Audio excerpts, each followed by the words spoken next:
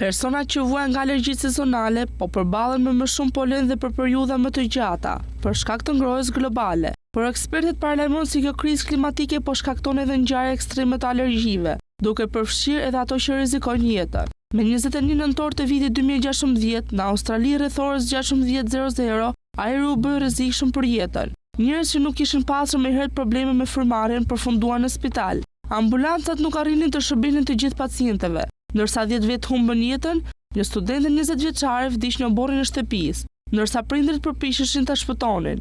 Ngjarja u identifikua si astma nga stuhit, një fenomen ku grimcat e polenit shpërbëheshin nga stuhit në shi dhe shtriheshin në ajër në formë të imët, duke hyrë në mushkrit e njerëzve dhe duke shkaktuar reaksione të forta alergjike.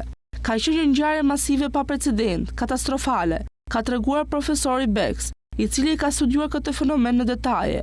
Po pse ndodh kjo më shpesh tani? Sipas shkencëtarëve, ndryshimet klimatike po e zgjorin sezonin e polenit dhe po rrisin intensitetin e tij.